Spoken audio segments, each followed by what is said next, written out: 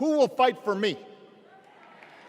Who's thinking about my future, about my children's future, about our future together? Donald Trump is not losing sleep over that question. Here's a 78-year-old billionaire who has not stopped whining about his problems since he rode down his golden escalator 9 years ago. It has been a constant stream of gripes and grievances that's actually been getting worse now that he's afraid of losing to Kamala. Barack Obama.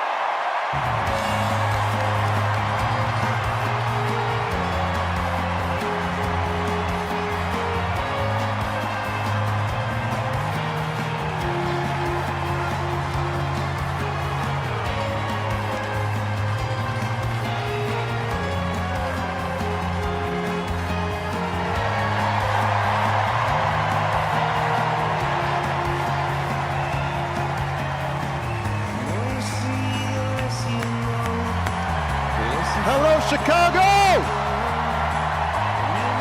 Oh.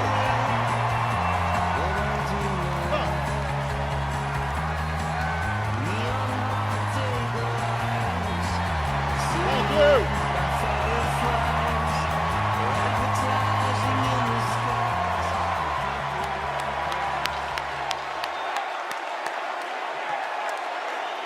Thank you, thank you.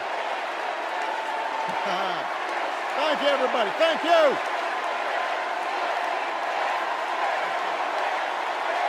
Thank you. Thank you. Thank you. All right. That's enough. Thank you. Chicago! It's good to be home. It is good to be home, and I don't know about you, but I'm feeling fired up.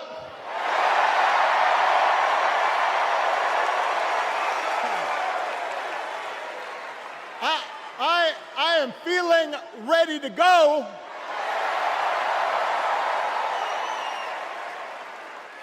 Even if I am the only person stupid enough to speak after Michelle Obama.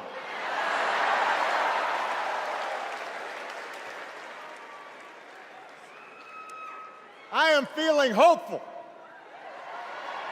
because this convention has always been pretty good to kids with funny names who believe in a country where anything is possible.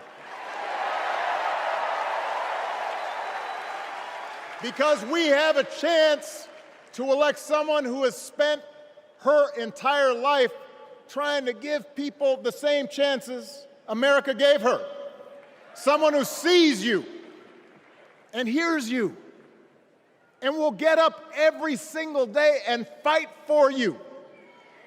The next president of the United States of America, Kamala Harris.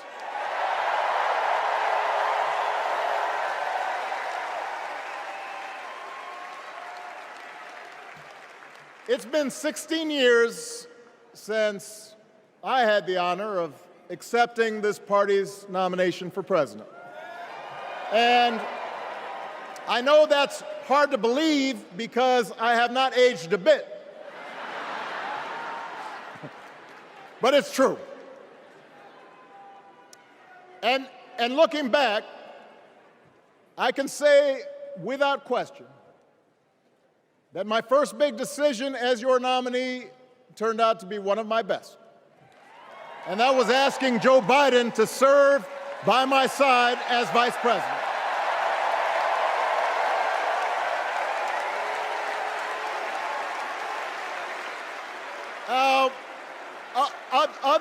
Other than some common Irish blood, Joe and I come from different backgrounds, but we became brothers.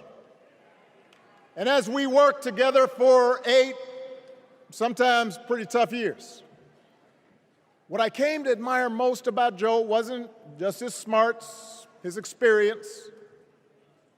It was his empathy and his decency and his hard-earned resilience, his unshakable belief that everyone in this country deserves a fair shot.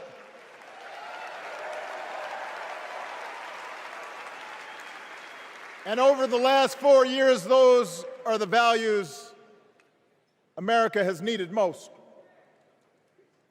At a time when millions of our fellow citizens were sick and dying, we needed a leader with the character to put politics aside and do what was right.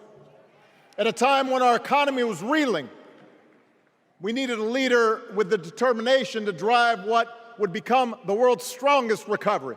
15 million jobs, higher wages, lower health care costs. At a time when the other party had turned into a cult of personality, we needed a leader who was steady and brought people together and was selfless enough to do the rarest thing there is in politics, putting his own ambition aside for the sake of the country.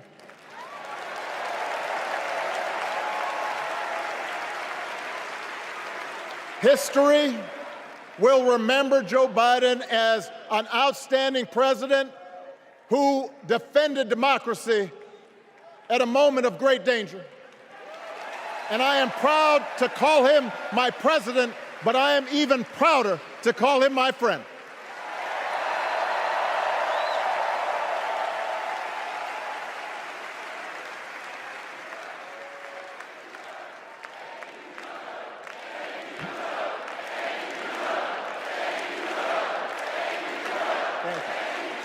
Now, the torch has been passed. Now it is up to all of us to fight for the America we believe in. And make no mistake, it will be a fight. For all the incredible energy we've been able to generate over the last few weeks, for all the rallies and the memes, this will still be a tight race in a closely divided country. A country where too many Americans are still struggling, where a lot of Americans don't believe government can help.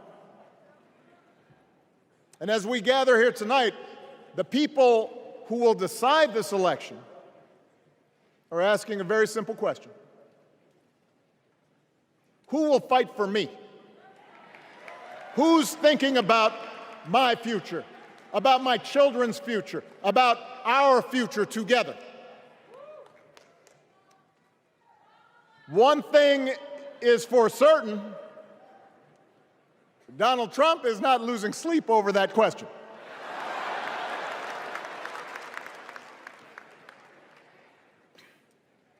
Here's a 78-year-old billionaire who has not stopped whining about his problems since he rode down his golden escalator 9 years ago. It has been a constant stream of gripes and grievances that's actually been getting worse now that he's afraid of losing to Kamala. There's the childish nicknames, the crazy conspiracy theories, this weird obsession with crowd sizes.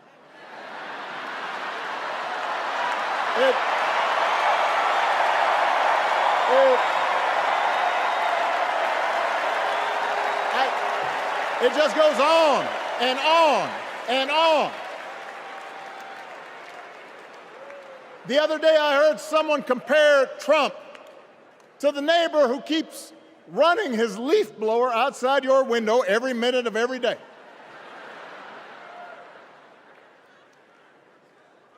Now, from a neighbor, that's exhausting. From a president, it's just dangerous. The truth is, Donald Trump sees power as nothing more than it means to his ends. He wants the middle class to pay the price for another huge tax cut that would mostly help him and his rich friends. He killed a bipartisan immigration deal written in part by one of the most conservative Republicans in Congress, that would have helped secure our southern border because he thought trying to actually solve the problem would hurt his campaign. He doesn't. Do not boo. Vote.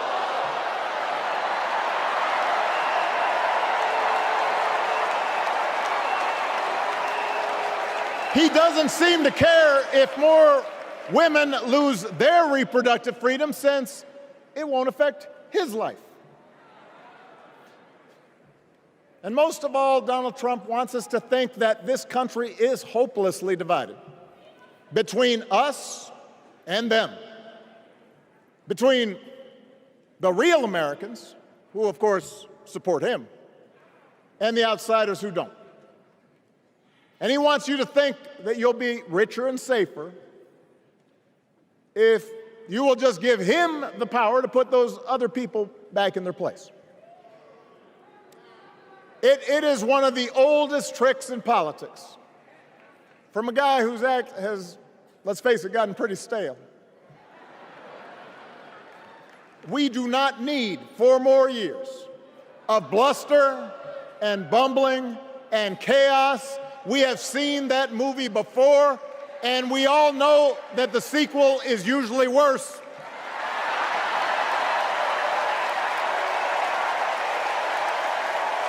America's ready for a new chapter. America's ready for a better story. We are ready for a President Kamala Harris.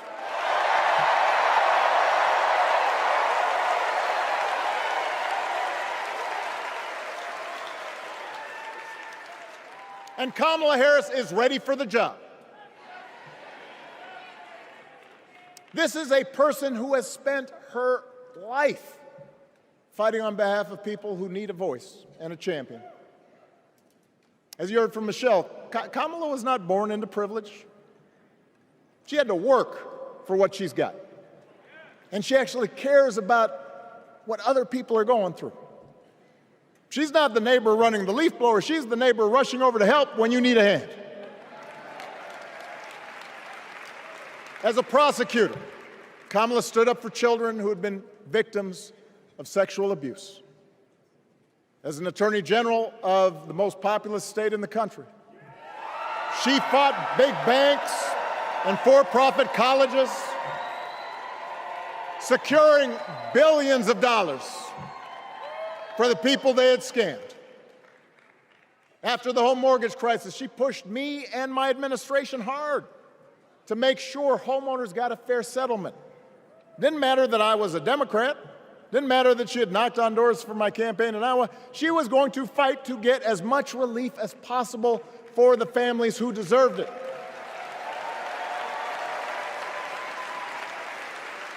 As vice president, she helped take on the drug companies to cap the cost of insulin, lower the cost of health care, give families with kids a tax cut. And she is running for president with real plans to lower costs even more and protect Medicare and Medicaid, and sign a law to guarantee every woman's right to make her own health care decisions.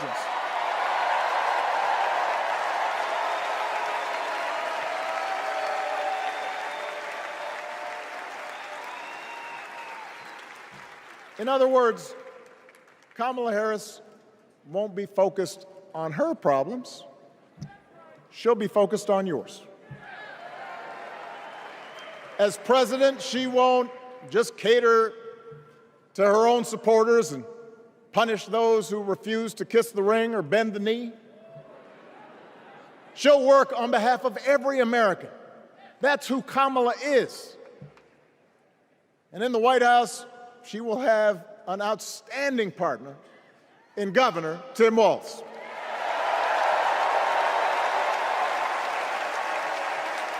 Let me tell you something. Let me tell you something. I love this guy.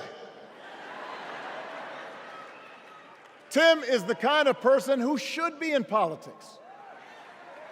Born in a small town, served his country, taught kids, coached football, took care of his neighbors. He knows who he is, and he knows what's important. You can tell those flannel shirts he wears don't come from some political consultant. They come from his closet, and they have been through some stuff.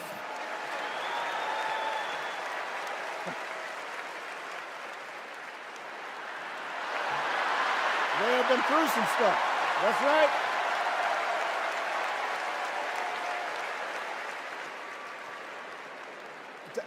Together, Kamala and Tim have kept faith with America's central story.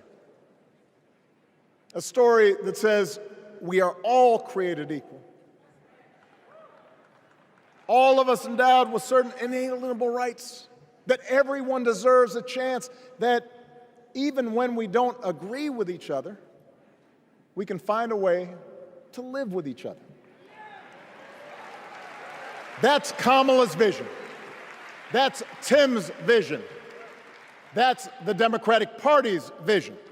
And our job over the next 11 weeks is to convince as many people as possible to vote for that vision. Now, it won't be easy. The other side knows it's easier to play on people's fears and cynicism, always has been. They will tell you that government is inherently corrupt, that sacrifice and generosity are for suckers. And since the game is rigged, it's okay to take what you want and just look after your own. That's the easy path. We have a different task. Our job is to convince people that democracy can actually deliver. And in doing that, we can't just point to what we've already accomplished.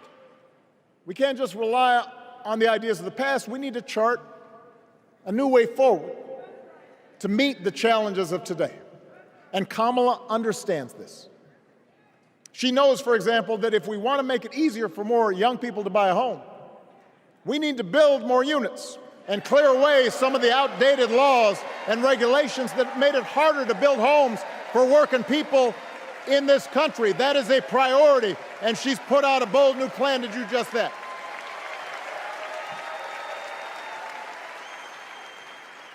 On health care, we should all be proud of the enormous progress that we've made through the Affordable Care Act, providing millions of people access to affordable coverage, protecting millions more from unscrupulous insurance practices. I noticed, by the way, that since it's become popular, they don't call it Obamacare no more.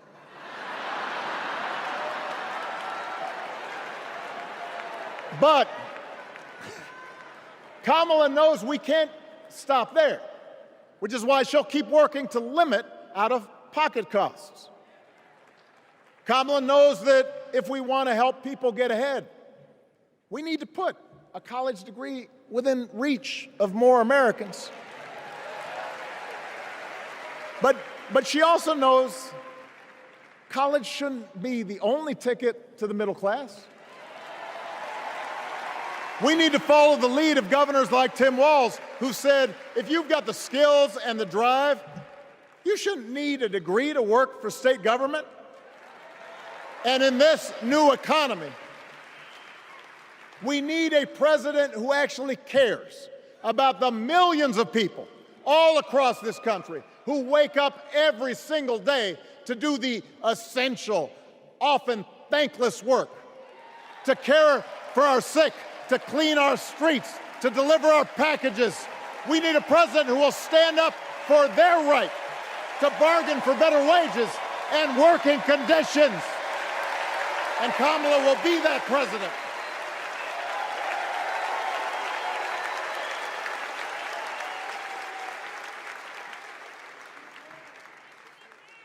Yes, she can.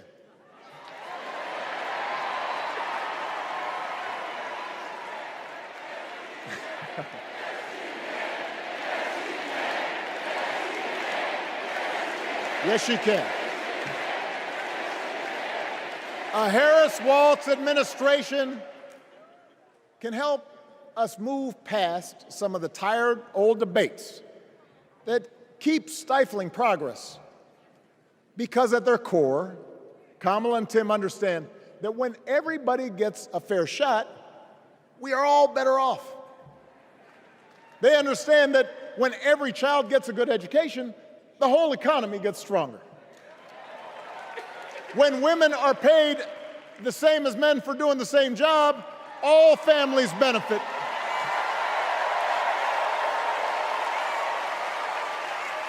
They understand that we can secure our borders without tearing kids away from their parents, just like we can keep our streets safe while also building trust between law enforcement and the communities they serve and eliminating bias.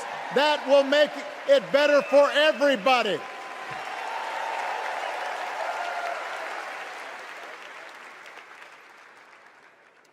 Donald Trump and his well-heeled donors, they don't see the world that way. For them, one group's gains is necessarily another group's loss. For them, freedom means that the powerful can do pretty much what they please, whether it's fire workers trying to organize a union, or put poison in our rivers, or avoid paying taxes like everybody else has to do. Well, we have a broader idea of freedom. We believe in the freedom to provide for your family if you're willing to work hard. The freedom to breathe clean air and drink clean water and send your kids to school without worrying if they'll come home. We believe that true freedom gives each of us the right to make decisions about our own life, how we worship, what our family looks like, how many kids we have, who we marry. And we believe that freedom requires us to recognize that other people have the freedom to make choices that are different than ours. That's okay.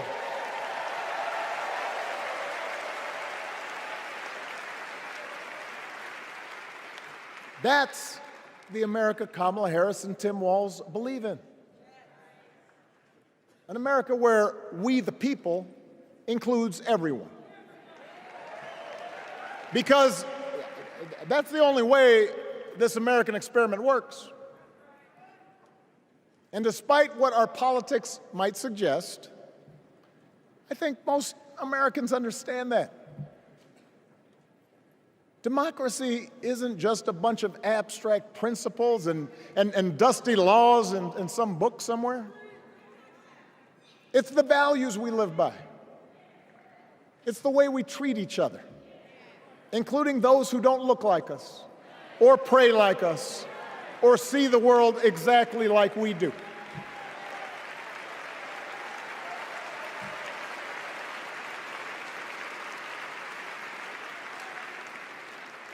That sense of mutual respect has to be part of our message. Our politics have become so polarized these days that all of us across the political spectrum seem so quick to assume the worst in others, unless they agree with us on every single issue. We start thinking that the only way to win is to scold and shame and out-yell the other side. And after a while, regular folks just tune out, or they don't bother to vote. Now, that approach may work for the politicians who just want attention and thrive on division, but it won't work for us. To make progress on the things we care about, the things that really affect people's lives, we need to remember that we've all got our blind spots and contradictions and prejudices, and that if we want to win over those who aren't yet ready to support our candidates, we need to listen to their concerns and maybe learn something in the process. After all, if a parent or grandparent occasionally says something that makes us cringe, We don't automatically assume they're bad people. We recognize that the world is moving fast, that they need time and maybe a little encouragement to catch up. Our fellow citizens deserve the same grace we hope they'll extend to us.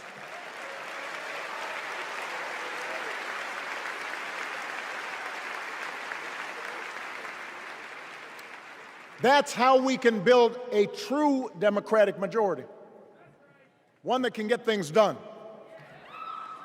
And by the way, that does not just matter to the people in this country.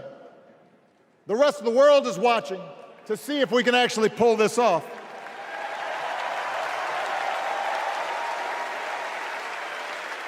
No nation, no society has ever tried to build a democracy as big and as diverse as ours before.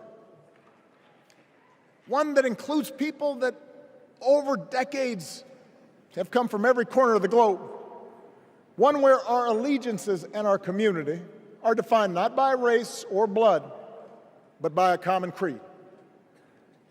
And that's why when we uphold our values, the world's a little brighter. When we don't, the world's a little dimmer. And dictators and autocrats feel emboldened. And over time, we become less safe. We shouldn't be the world's policemen, and we can't eradicate every cruelty and injustice in the world.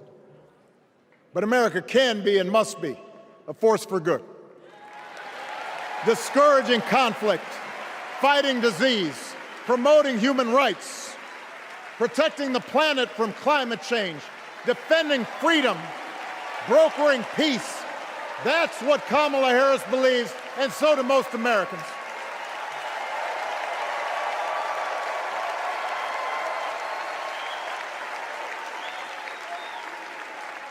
Now,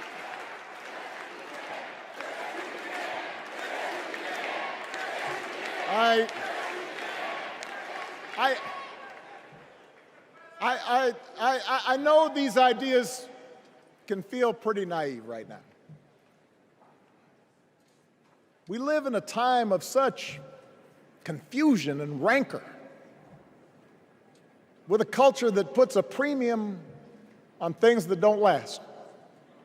Money, fame, status, likes. We chase the approval of strangers on our phones.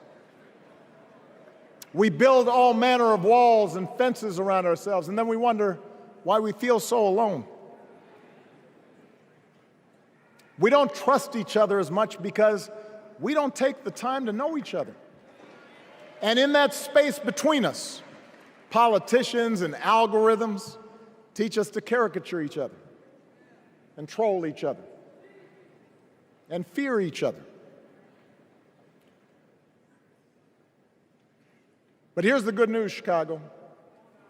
All across America, in big cities and small towns, away from all the noise, the ties that bind us together are still there. We still coach Little League and look out for our elderly neighbors. We still feed the hungry in churches and mosques and synagogues and temples. We share the same pride when our Olympic athletes compete for the gold. Because the vast majority of us do not want to live in a country that's bitter and divided. We want something better. We want to be better. And the joy and the excitement that we're seeing around this campaign tells us we're not alone. You know, I've spent a lot of time thinking about these past few months because, as Michelle mentioned, this summer we lost her mom, Ms. Marion Robinson. And I don't know that anybody has ever loved their mother-in-law any more than I love mine. Mostly it's because she was funny and wise and the least pretentious person I knew. That, and she always defended me with Michelle when I messed up. I'd hide behind her.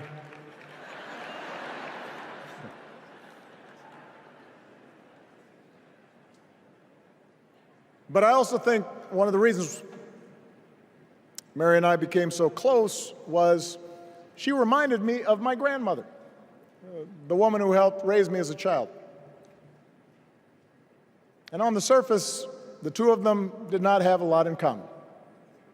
One was a black woman from right here, south side of Chicago, right down the way. Went to Englewood High School. The other was a little old white lady born in a tiny town called Peru, Kansas. Now, I know there aren't that many people from Peru.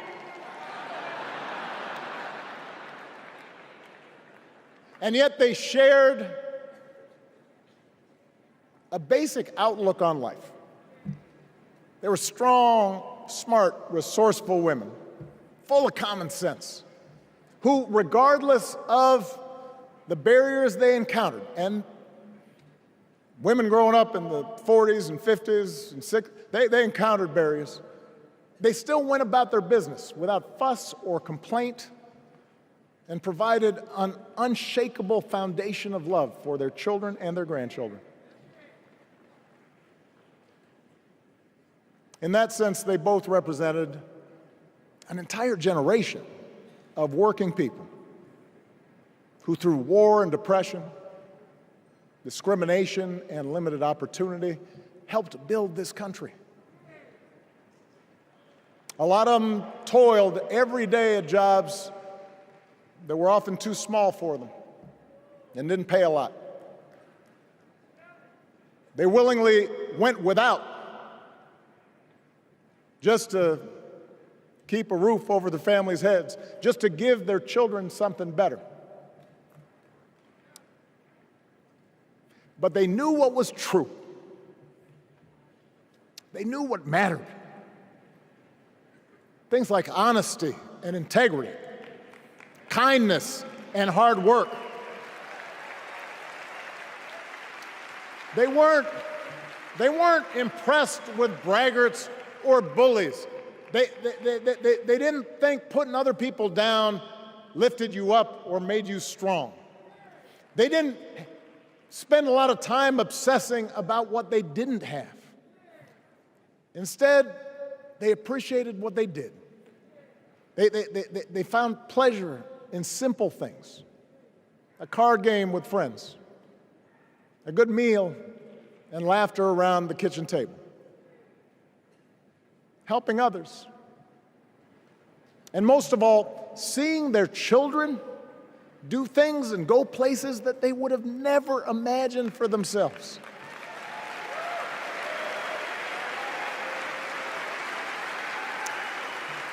Whether you are a Democrat or a Republican or somewhere in between, we have all had people like that in our lives. People like Kamala's parents, who crossed oceans because they believed in the promise of America. People like Tim's parents, who taught him about the importance of service. Good, hard-working people who weren't famous or powerful, but who managed in countless ways to leave this country just a little bit better than they found it. As much as any policy or program, I believe that's what we yearn for. A return to an America where we work together and look out for each other. A restoration of what Lincoln called, on the eve of Civil War, our bonds of affection. An America that taps what he called the better angels of our nature. That is what this election is about. And I believe that's why, if we each do our part over the next 77 days, if we knock on doors, if we make phone calls, if we talk to our friends, if we listen to our neighbors, if we work like we've never worked before, if we hold firm to our convictions, we will elect Kamala Harris as the next President of the United States and Tim Walz as the next Vice President of the United States. We will elect leaders up and down the ballot who will fight for the hopeful, forward-looking America we all believe in, and together we too will build a country that is more secure and more just, more equal, and more free. So let's get to work. God bless you, and God bless the United States of America. Come on.